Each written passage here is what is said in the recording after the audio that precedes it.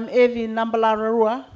I'm the Pro Vice Chancellor Learning and Teaching, the Center of Flexible and Distance Learning, who are hosting this SIDECAP event, comes under Learning and Teaching. Good, good. I must say it's a pleasure to be able to have this opening keynote address beamed live from Canada, because we've never tried it before. But I think there's always a first for everything. Well, I will be saying something about that in my presentation, but I can assure you I'd much sooner be there than here, because it's raining and wet, and I've been to Fiji and I know how wonderful it is. Yes, the Vice Chancellor has gone to attend another session, but speaks very highly of you when we were giving him the briefing for today's meeting. Thank you. Ladies and gentlemen, just before we begin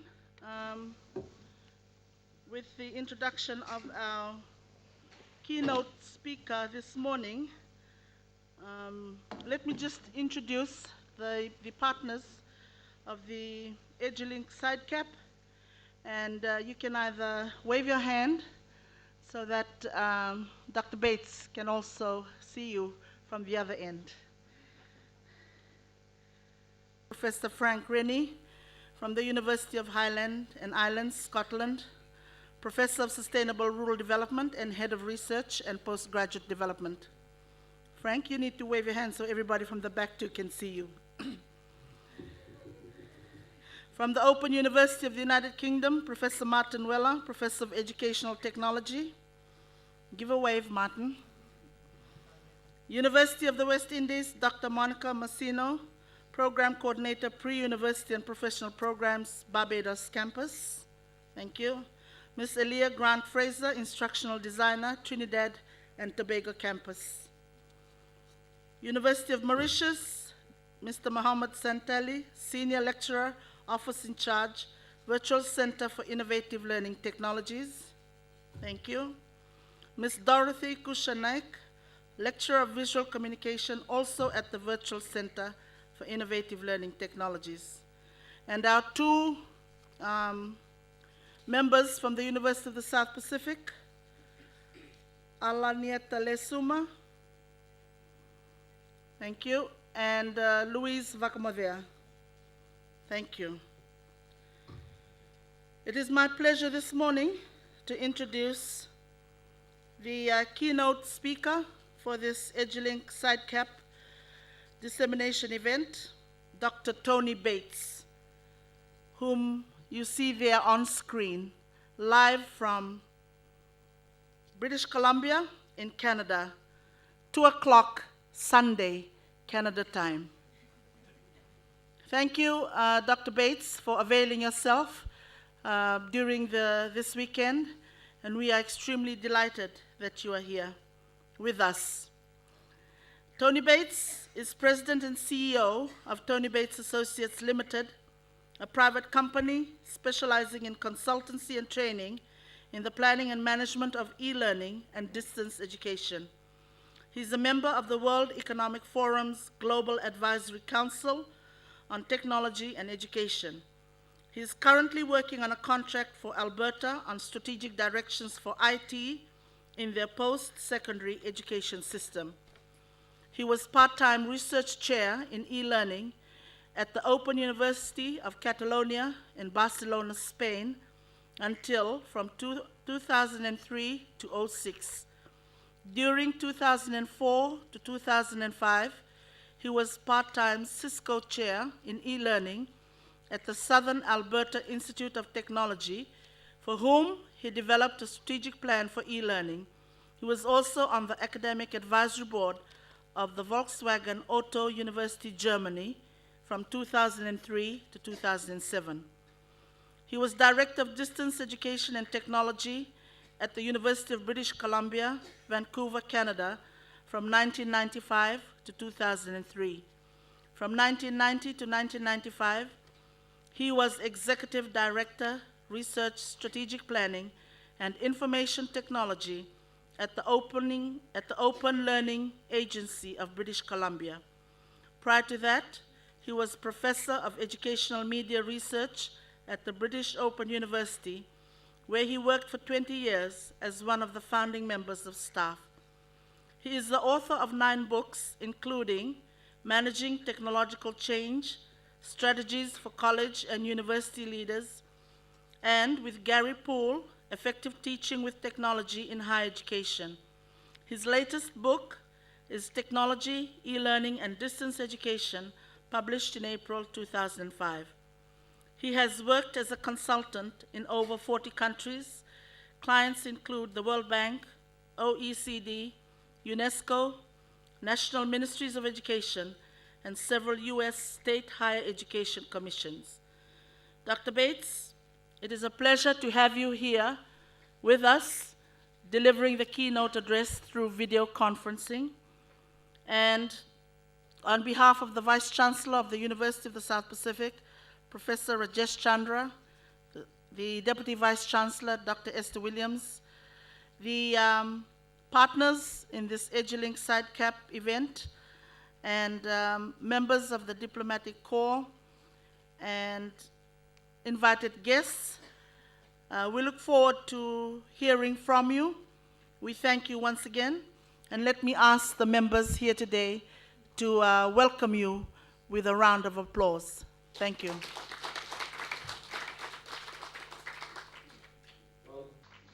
Well, thank you, everyone. It's a great pleasure for me to be talking to you by video conference. I'd like to thank University of British Columbia particularly for making this possible, and particularly Mark Zuberbühler. I have to tell you that it was with great regret that I decided not to come to Fiji and do this in person. You have to understand that it's February in Vancouver, it's wet and cold, and I'd much sooner be in Fiji. Whenever I've been, I've always had a wonderfully warm welcome. So, on the other hand, if you're a distance educator, as they say, if you live by the sword, you die by the sword. So at least we should demonstrate distance education and save some very valuable greenhouse gas emissions on the air flight from Vancouver to Fiji, which would have had to gone through New Zealand, incidentally. So I'm feeling morally very smug at the moment in doing this. I want to talk about new tools and new designs for distance education, and particularly in the light of what's happening with open content and with new technologies. A great number of changes are happening at the moment in the technology. Thanks.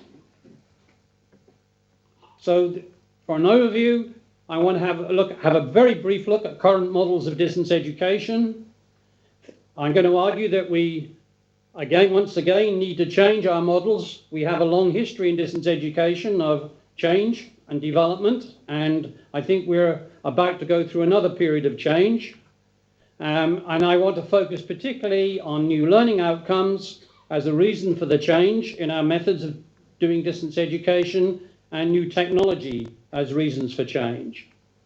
Then I want to talk about what the implications of that for new designs of distance education, particularly around the area of open content, and then some very brief conclusions at the end.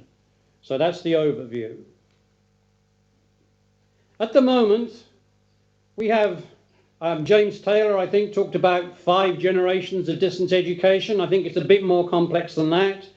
But we've had primarily print and broadcast-based distance education, which is still practiced in many countries around the world, particularly where there's difficulties of access to the internet and so on.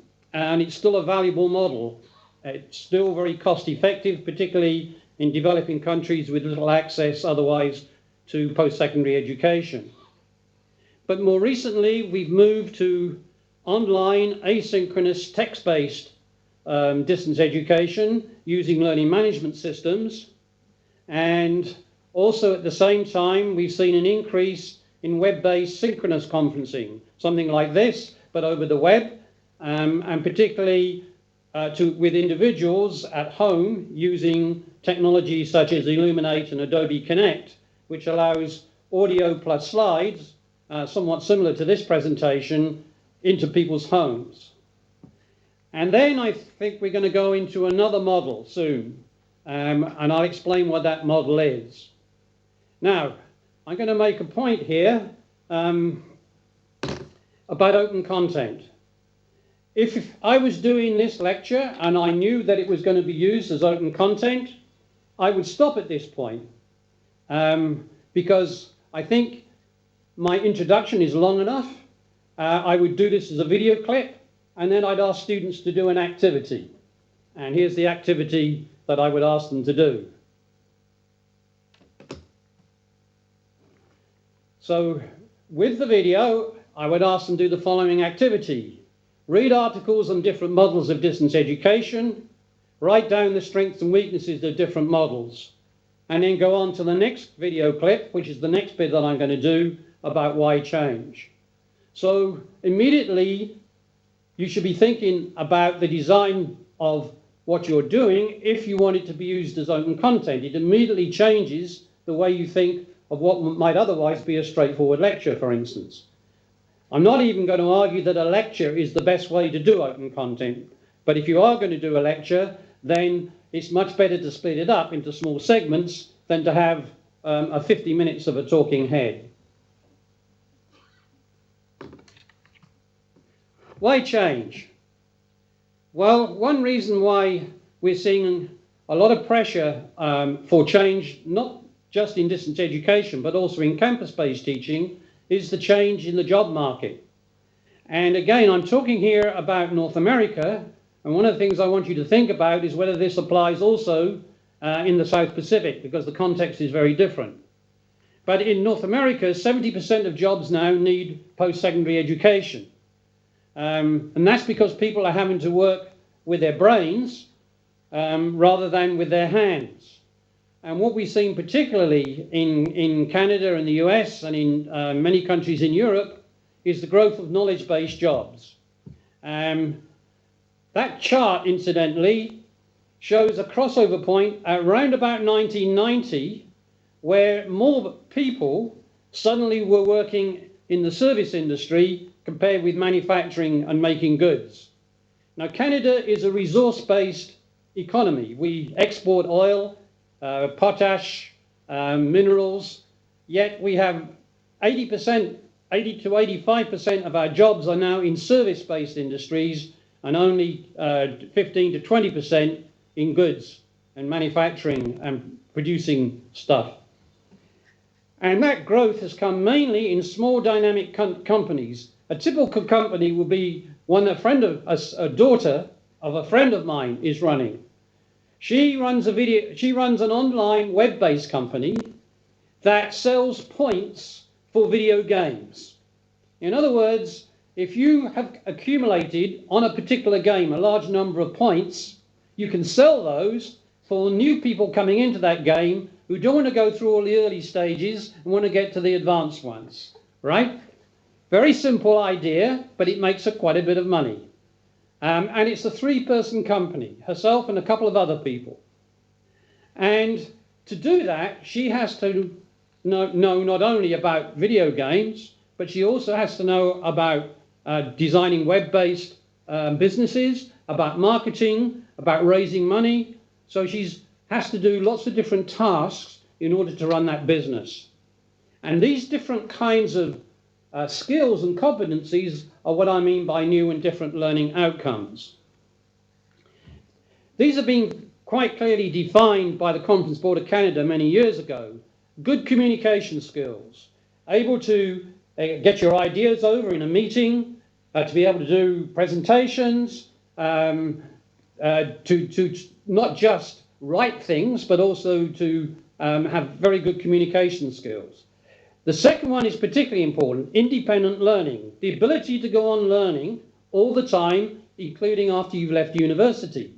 Because in many of these businesses, you're learning all the time. So you have to have the skill of not waiting for somebody to tell you what to do, but working out for yourself what you need to know and getting that information. Ethics and responsibility, teamwork, ability to work in groups, flexibility. If you have to come in on a Sunday, then so be it. Then maybe take a day off during the week because you've got a deadline. Thinking skills, particularly the skills of cognitive thinking, problem solving, collaborative learning, and lastly, and very importantly these days, knowledge navigation. How to find information, apply it, analyze it and apply it and use that information in your work. Now, these skills are not generic. They're embedded within the subject discipline. So problem solving in business is not the same as problem solving in medicine. There's two things that's different. One, the knowledge base is different. To solve a problem in medicine, you need to know different things than you do to solve a problem in a business you're running. And secondly, the way you solve the problem in medicine will be different. It's more analytical than it would be in business, which is more intuitive. So again, you've got to embed those skills in the subject area. And particularly, you have to start embedding the use of information and communications technologies within a skills area. This map here is a geographical information system map of heart attacks, the incidence of heart attacks across North America.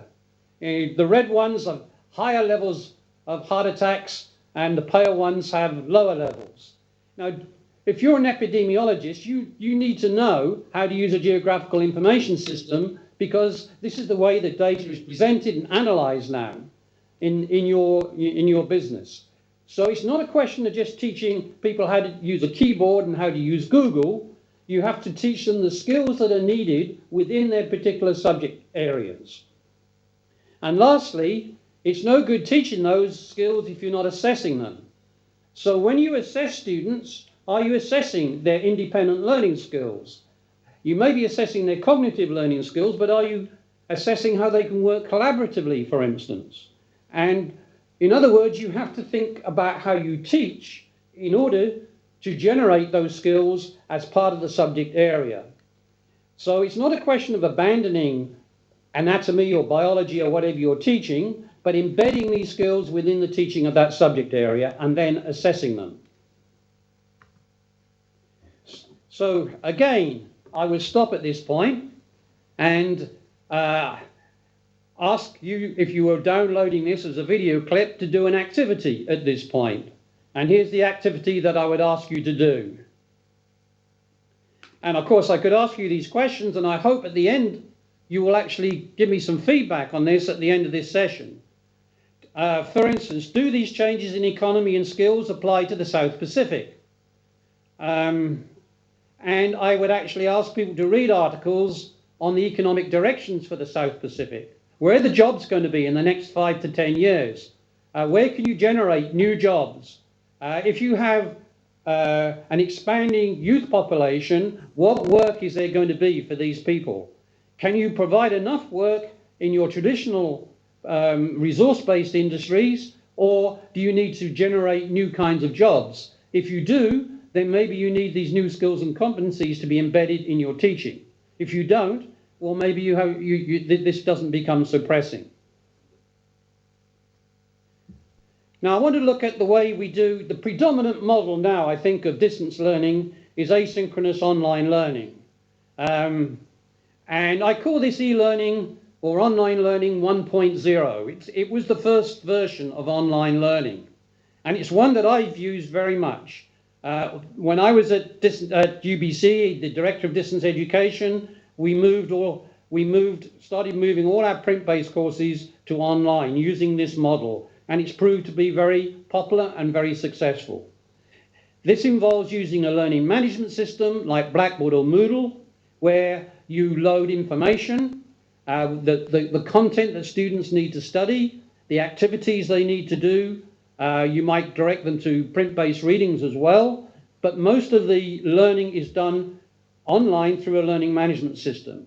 And we might build in discussion forums for students to discuss, but on an asynchronous model, anytime, any place.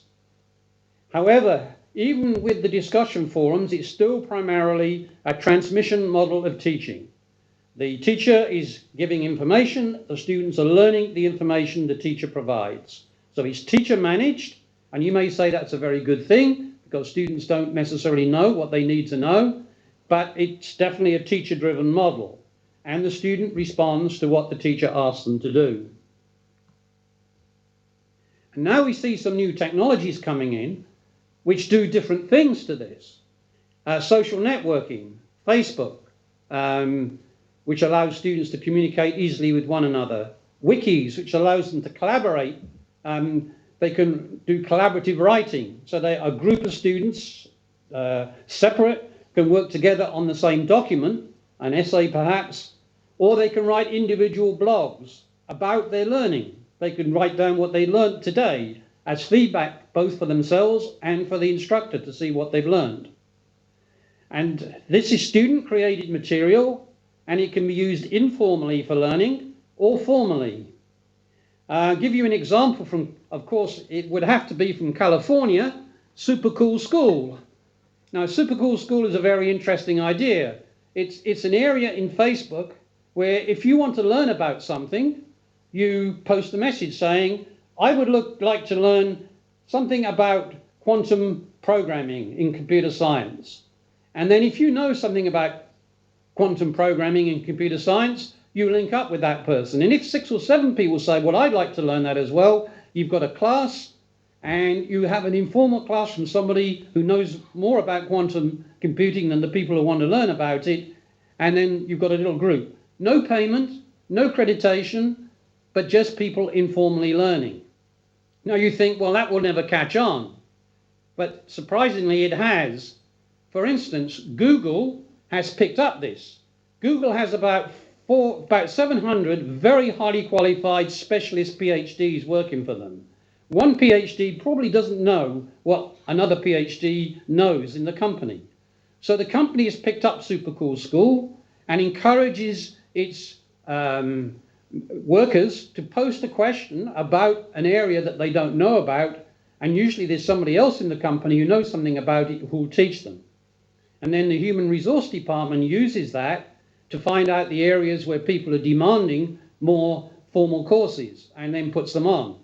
So there's both an informal and a formal role here. Now, in my view, the online discussion forums in learning management systems are better for formal discussion, for academic discussion than Facebook. But nevertheless, a lot of unstructured learning goes on in a Facebook environment. And in fact, I think there's a role for both.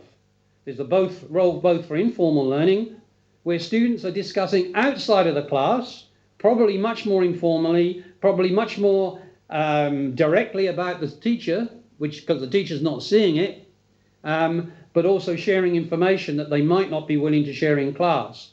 And also then you could have a formal discussion which is academically focused and operates to all the rules of academic discussion.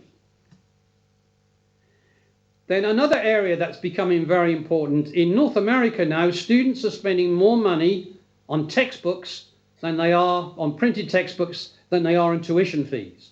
Average student cost for a 1 semester course is $660 for textbooks alone. And e-publishing is coming in with things like the Kindle, which allows you to download documents into your computer. And there's two kinds of e-publishing. There's open publishing, which is the same as academic publishing in the sense that you have peer review. You write something, it goes out for peer review, but then it's openly published, no cost, and you can download it for free. And the other form of e-publishing is commercial publishers taking their print textbooks and making them available online for downloading, usually at the same cost as the print ones. But the open publishing is beginning to drive the cost down of the commercial e-publishers as well in order to compete. So we're going to see quite a lot of development in e-publishing. And in fact, what we will probably see is a move away from specific devices like the Kindle to open standards for publishing which will enable you to download books on whatever device you want, an iPhone or a computer and so on. Mobile learning. Many more people around the world have mobile phones and computers. We don't have very good models for teaching with mobile learning yet. One reason is the interface. It's not a very good interface for learning. But I'll come back to how that's beginning to change. But there are some institutions now moving to using certainly the iPhone for academic university level learning. Then there's YouTube and Flickr. Now, why are these important for teaching? Well, this page you can see up here, if you go to the video toolbox on YouTube, it's basically a do-it-yourself course on how to produce a good video clip for Google. And young people are learning how to use this themselves. You don't have to teach them to do this. Now, the important thing about this is that students can now go out. They can take their cameras or their video cameras or their mobile phones and collect data. They can go out into the forest, for instance, in the islands and collect data about deforestation and bring that back and post that as part of projects and evidence about what they've done. So we can start using these tools to make students much more active in their learning. E-portfolios, in fact, are collections of students' work that can be used in a variety of ways. Students collect data, they can collect information, they can collect essays, photographs, video clips and so on about their learning and post it up onto the web. And this can be either in a private area for their own use only they have the password and can get in, or they can share it with their professors, or their professors may require them to do it as part of the course, and the students assesses them on their work in the portfolio. Now, this is a much richer form of assessment than paper and pencil tests or even written essays, because they can combine and they can build an e-portfolio over time. So you can see not only what the student has learned, but where they were at the beginning of the course, what they knew about the area and how they've grown over the course. And again, with the student's permission, these e-portfolios could be made available to employers. So employers could see what students have done, and because they can be locked by the university and stamped with the university's approval, they can be used as a form of a grading and assessment for the students. So the university is guaranteeing that that particular student did that work and has been assessed to this standard. Now, this is an interesting concept for universities because we're opening up our assessment system this way to the public. So employers can see how you've graded students, for instance, and what kind of work they've done and what kind of things you think is an A or a B. And to be honest, if I was an employer, I'd rather see the work than a transcript. And lastly, we're seeing convergence of technology. This is the new Apple tablet, the iPad. Somewhere between an iPhone and a netbook. It's not the final version, the final stage of this journey, but we will be having devices that do have the kind of interface we need for education, where you can read it easily, you can read text on it, you can you can write on it, you can record information, you can use it as a phone, you can use it as a camera, all in one device. I mean, obviously, at the moment, if students are using laptops, they're lugging around, very heavy pieces of equipment. But with this, it's much more portable, and it's also multifunctional. And of course, you're not storing all the data here. Most of the data and most of the software is actually being stored in a server somewhere on the internet to which you have access. That's called cloud computing. So the computing is not being done necessarily in the machine, it's being done on a server somewhere else. And there are some issues around that. And lastly, we have open content. And this is, some institutions are now making their teaching available free of charge to anybody who wants to use it. And the most well-known one is the MIT OpenCourseWare. And this is an example. As I'm going to argue repeatedly today, biology has become a science over the last 50 years. And as a consequence, we can talk about some basic principles, we can talk about some laws, and then begin to apply them to very interesting biological problems. And so our general strategy this semester, as it has been in the past, is to spend roughly the first half of the semester talking about the basic laws and rules that govern all forms of biological life on this planet. And then the second half of the semester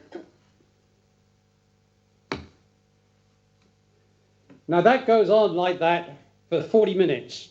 All you see is the guy walking up and down talking. And occasionally he writes on a whiteboard, you know, but it's open content, it's free. And to me, this is a little bit like putting a steam engine in a horse and cart.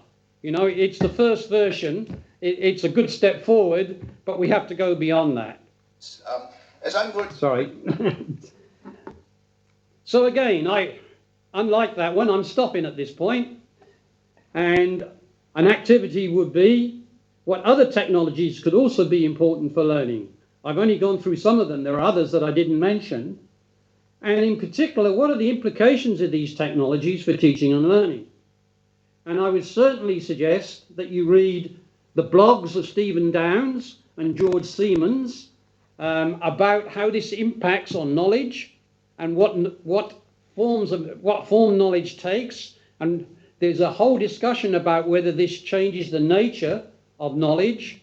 I've argued that it doesn't change the nature of academic knowledge, but it gives us tools, better tools, for teaching academic knowledge.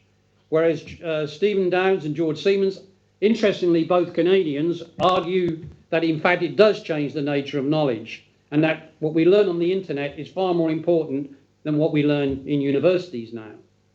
And Clayton Christensen is famous, he wrote a book called Disruptive Technologies about how industries like Google have totally undermined the music industry and the publishing industry, and he argued 10 years ago it would undermine the post-secondary education system as well. Although it hasn't done it so far, we still have the old traditional model of teaching predominantly in universities these days. So again, I would build an activity around my previous section. So what are the educational implications of Web 2.0? Sort of answering my first question for you. First of all, we now have powerful social networking tools that facilitate collaboration between learners. And for a long time, we didn't encourage collaboration between learners. We used to call it cheating.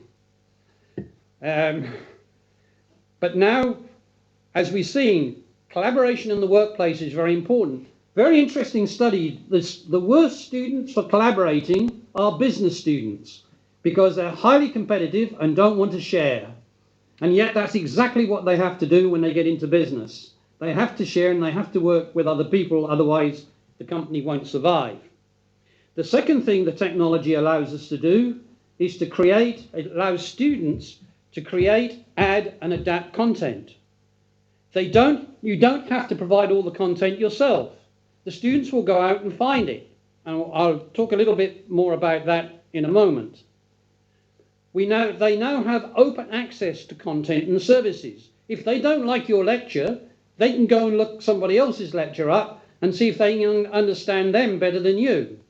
And you can't control the curriculum now, really. You can advise them and you can set assessments, but they can go and get the content from wherever they want. And more, probably the most least understood of all these characteristics of these new technologies, the students themselves can create rich media portfolios of work, much more authentic assessment of skills. They can do exactly the kinds of things they'll have to do when they go to work, which is to create multimedia reports, to communicate what they know to their colleagues, to clients and customers and so on. So they have the tools to do that now, but we have to build it into our teaching so they learn the skills of how to use this appropriately. And let's look at open content. Well, there's a whole set of open sources of open content. And I've only got a few here. There's lots more of them. But there's lots of problems with open content. And I want to talk about some of those problems. I mentioned MIT OpenCourseware. I'll go through each of these in some detail. There's OpenLearn from the United Kingdom Open University. There's a very nice module that I'll show in a minute from the University of the South Pacific on essay writing. There's something from UBC on land management. Carnegie Mellon has an open learning initiative. And then there's everything you can find in Google and Wikipedia.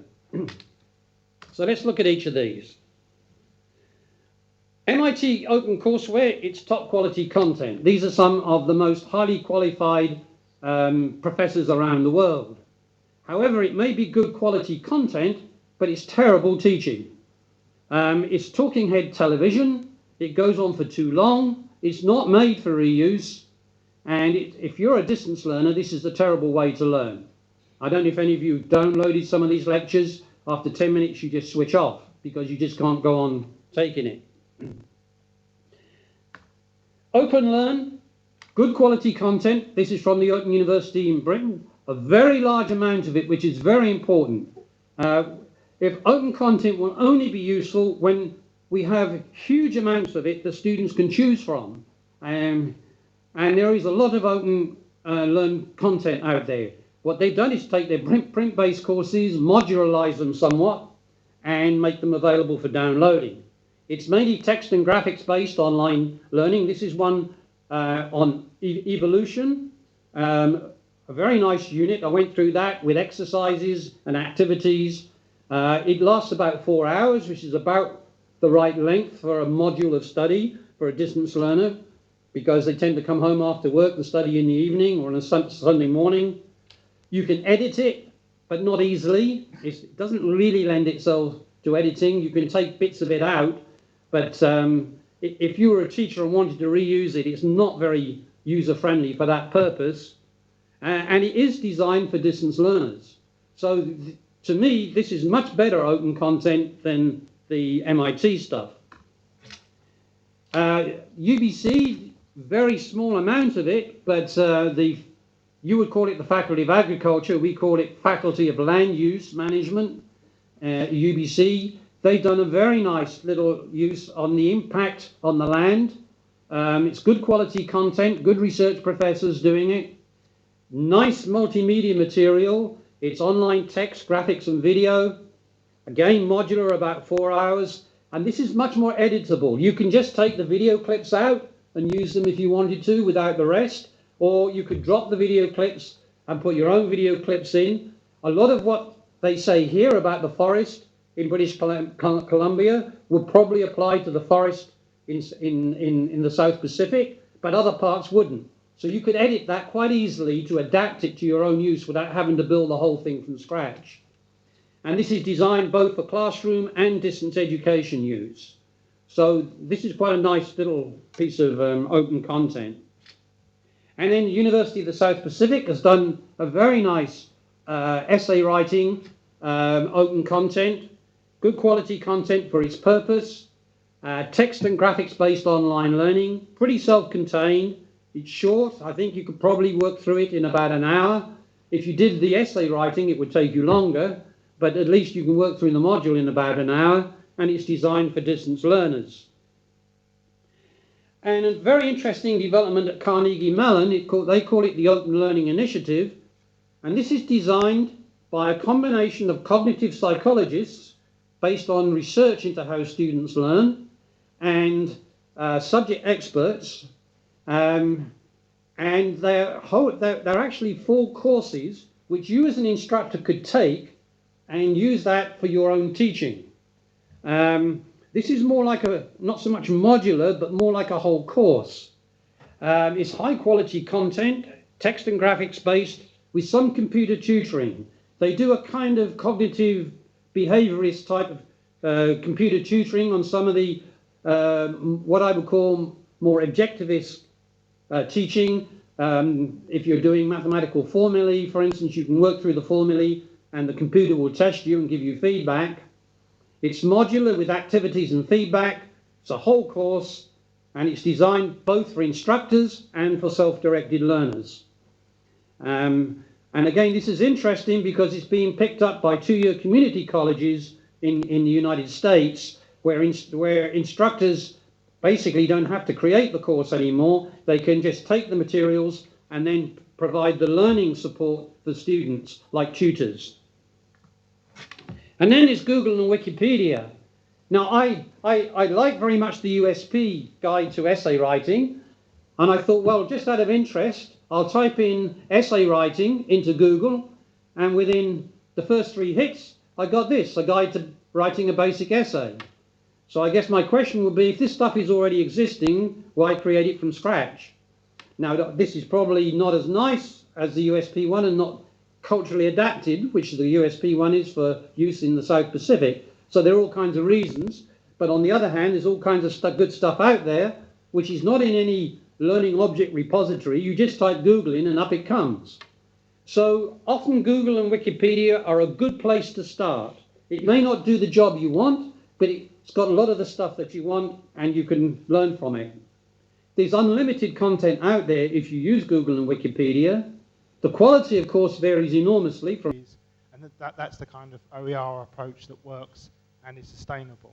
So I was kind of just a bit worried that your suggestion was that there needs to be kind of very broadcast quality material coming from them. Is that what you meant, or do you want to clarify that a bit?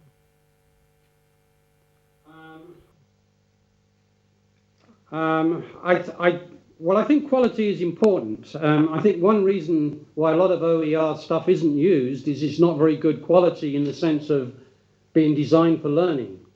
The content's often good, but it's not designed for learning. Yes, I said we need looser design, so that moves us more towards a bottom-up approach than we've had at the moment. And certainly the stuff that students create will be a very important part of this process. I mean, open content for me is not just what the professor creates, it's what the students and the learners create as well. And often with distance learners, we've got people who are working, who are experienced in their field, and have much to bring to the teaching and learning themselves. And I wouldn't expect that to be broadcast quality by any means. On the other hand, you know, if a teacher is doing it, I would expect it to be professionally designed. And so I do expect to have some input into how much thought has been given to what are the learning objectives that are, you know, how could this clip be used? Now, I'm not saying you should only have one set of learning objectives. It could be suggestions as to what kind of learning objectives you're trying to achieve with this, what kind of outcomes. But just to give somebody a clip and say use it, I don't think is good enough. That's why so much open learning, open educational resource material is not being used. One thing I didn't mention about open education resources, it's supply driven at the moment. It's people pushing the stuff out. Everybody's creating open education resources, but I don't see many people using it, which is quite different. And it won't get used unless we have a better learning context for it. So that does mean some thought has to be given to design.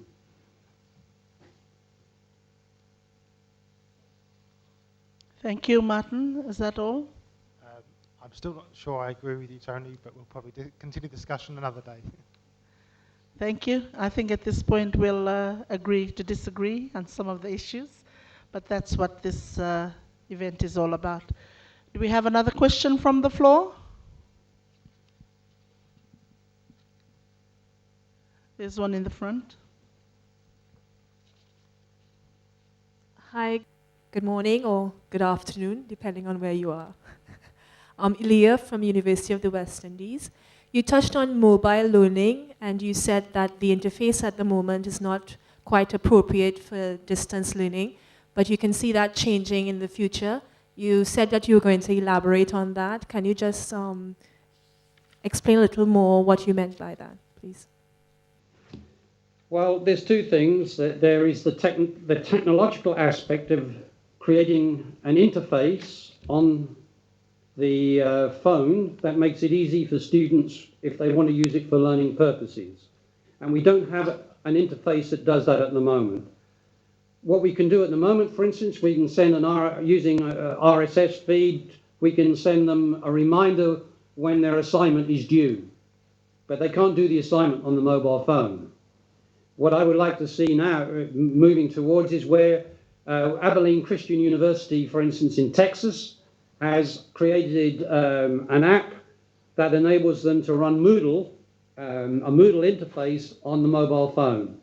That's what I mean by making it easier to learn using a mobile phone. Now, I'm not suggesting that Moodle is the right way to go, but at least it's an attempt to integrate what they're doing on their computers with what they're doing on their mobile phones. The second thing, though, and much more importantly, is thinking about how students would learn with mobile phones and designing courses differently so they can do things with their mobile phones that they wouldn't be doing without them.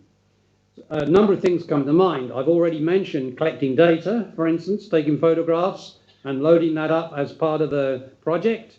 You can get phones now with geospatial data on it, so you can, for instance, if you were teaching real estate, you could go around an area and take photographs of the houses. You could locate where the houses are and build that in as part of the teaching of the program. So you need to think about how you would use mobile phones in a learning context, and much more than just reminding students of when their assignments are due. I think we can be much more ambitious than that. But we haven't got the models yet. And those models have to evolve, as Martin said, bottom up. We have to try things out and see what works and what doesn't. Thank you. Are there any more questions? We'll take one from Aidan and then from Tony. Hello, I'm Aidan Ricketts from USP. Something that I see as implicit and wanted to seek your comment on was, with these emerging technologies, it seems to me that the role of content is becoming, I don't want to say less important, but de-emphasised, in the sense that our role as teachers is not so much to have a monopoly on content and presenting that to students, but more to be facilitating students to develop the skills to go out and seek content as it exists out there. And also, content is so rapidly changing as a form of knowledge that even when we do parcel up content, it's going to become irrelevant more quickly. So I just wanted your sort of comments on that. I think it's much more like, well, what are the areas of knowledge that the student should be searching out? Where can they find that knowledge? How do we assess what they're doing? Focusing on how do we facilitate the students? What are the skills and competencies they're going to need in order to handle that knowledge? You know, that's a rather different kind of approach than standing up, as we saw from that professor of biology at MIT, where he actually delivers the content. That's all he does. He just delivers content. And as you say, the content's going to be out there more and more. It's not out, you know, we still don't have enough good quality content out there. Content is important. You have to have something to work on to develop those skills. So it's not that content isn't relevant anymore, it is. But the role of the teacher in always delivering that content is less relevant. Thank you. Thank you. We'll take a question from Tony and the final one from Christine.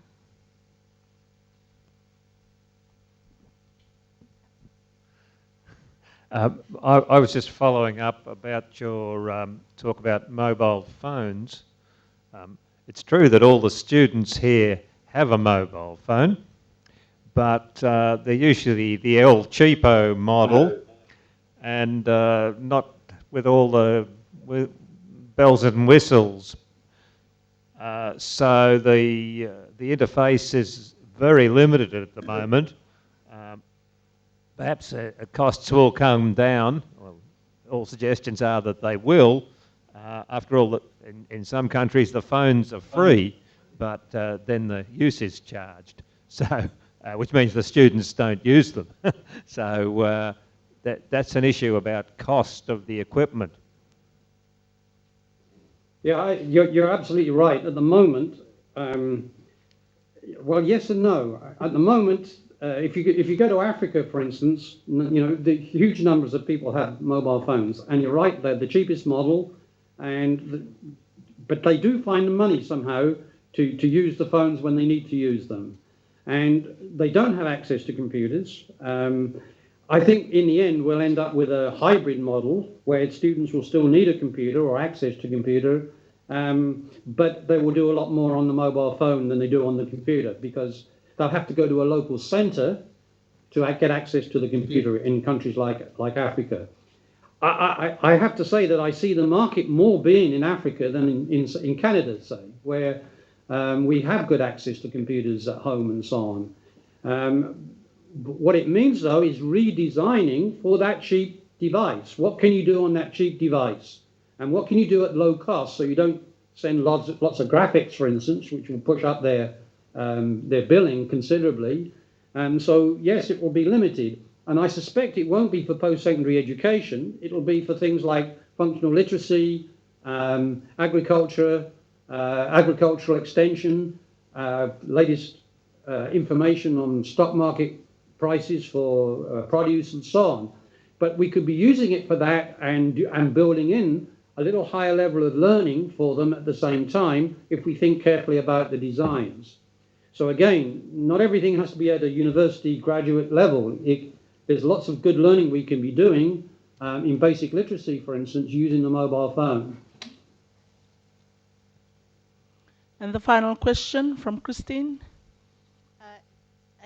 Yes, my question is similar, again about cost. The internet is becoming increasingly used in the South Pacific, but it's not universal. It's expensive in many places, the bandwidth is limited. It's getting better every year, so I think we use these technologies, but we always have to recognize that there are some students who can't use them. And that at the moment, I think, is the problem that USP has. You can do exciting things on the internet, but you know that a certain proportion of your class can't get them. And this becomes an equity and justice issue. And I don't see an easy answer at the moment.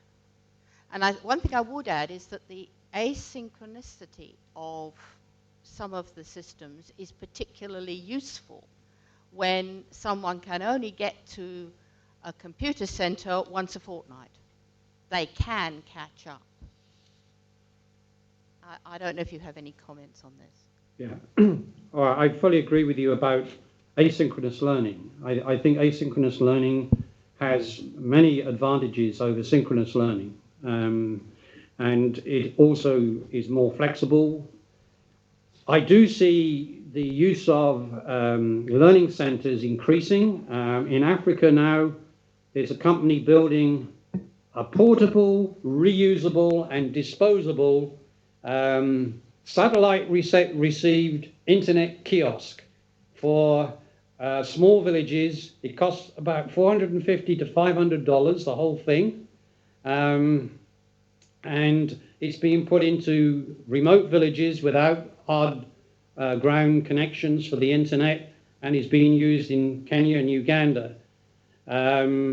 In Mexico, University of Guadalajara Distance Education Department is building what they call casas. They're little mud houses in the small villages, again with wireless internet connectivity, very low cost, with a computer managed by the local village community. So I think more and more we're seeing these access centers being put in, and I think the same would apply in the South Pacific. I think you have a particular problem because of the large distances between islands.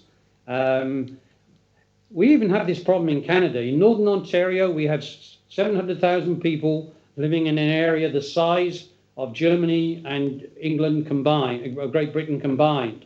They're scattered over the north. It's almost impossible for them to be connected by landline. And so we've had to put in a special government policy to make sure those areas have just the same level of access as if they were living in a large city. This is partly government telecommunication strategy. and partly providing the kind of learning centres connected to the educational organisations. So in Northern Ontario, for instance, in that very scattered area, there's an organisation very much like University of South Pacific that enrolls students for courses from any of the institutions in the whole of Ontario and provides access to computers and the internet and audio conferencing in those centres. So if they can't get it at home, they can come into the centre and get it. And it's usually within an hour's drive of where they live. So it can be done, but you have to make special efforts. And it is expensive to do that. But it's part of government policy to provide equal access. And on those words, Dr. Bates, let me, on behalf of the members of the conference here today and the audience, thank you once again for the opening keynote address that you have given to us. I think you've left us with a whole lot of options and new ideas to think about, and I'm sure the participants at this event have been taking on board all those ideas. So thank you once again from the workshop and from the University of the South Pacific. And let me ask the audience to show their appreciation with a round of thanks. And thank you very much. It's been a great pleasure. I wish I could stay with you for the discussions afterwards and the other sessions. Thank you. Thank you. Bye-bye.